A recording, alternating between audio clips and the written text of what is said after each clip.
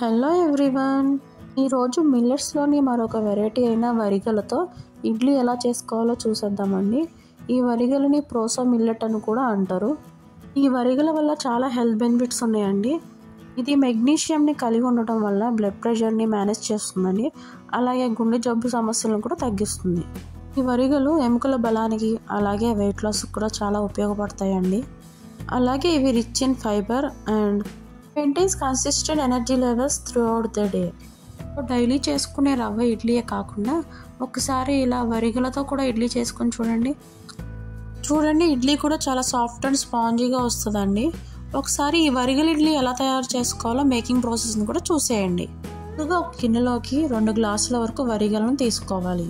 వాటిని 3 to 4 times నీట్గా wash చేసుకుని అవి మునిగేంత వరకు వాటర్ పోసుకొని నానబెట్టుకోవాలి. ఇప్పుడు మరొక గిన్నెలో 3/4 గ్లాస్ వరకు మినపగుళ్ళను తీసుకోవాలి. వాటిని నీట్గా వాష్ చేసుకుని అవి మునిగేంత వరకు వాటర్ పోసుకొని నానబెట్టుకోవాలి.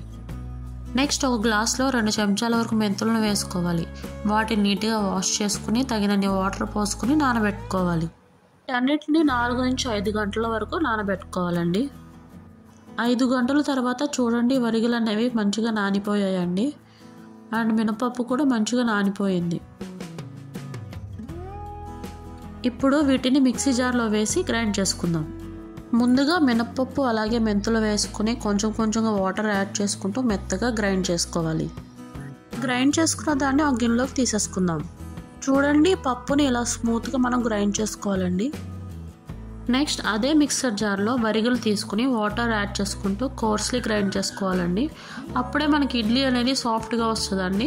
ఇది చాలా ఇంపార్టెంట్ రోల్ అండి. ఎందుకంటే మనం వరిగలు అనేవి సాఫ్ట్గా కనుక గ్రైండ్ చేసామంటే మనకి ఇడ్లీ అనేది సట్టుకుపోతుందండి, మంచిగా రాదు. చూడండి ఈ విధంగా కోర్స్లీ గ్రైండ్ చేసుకోవాలి. ఇప్పుడు మనం గ్రైండ్ చేసిన వరిగలను మినప్పిండిలో కలుపుకొని నైట్ అంతా రూమ్ టెంపరేచర్లో ఫెర్మెంటేషన్ చేసుకోవాలి. చూడండి ఇడ్లీ బ్యాటర్ మంచిగా ఫెర్మెంటేషన్ అయిందండి. మనకి ఇడ్లీ అనేది సాఫ్ట్ అండ్ టేస్టీగా వస్తుందండి. ఇప్పుడు తగినంత సాల్ట్ యాడ్ చేసుకుని వాటర్ పోసుకుని ఇడ్లీ బ్యాటర్ కన్సిస్టెన్సీలో కలుపుకోవాలి.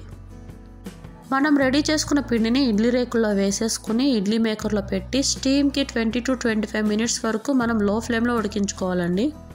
చూడండి ఇడ్లీ అనేది రెడీ అయిపోయిందండి. ఇప్పుడు వాటిని సర్వింగ్ ప్లేట్లోకి తీసేసుకుని మీకు ఇష్టమైన చట్నీతో వాటిని సర్వ్ చేసుకుని ఎంజాయ్ చేయండి.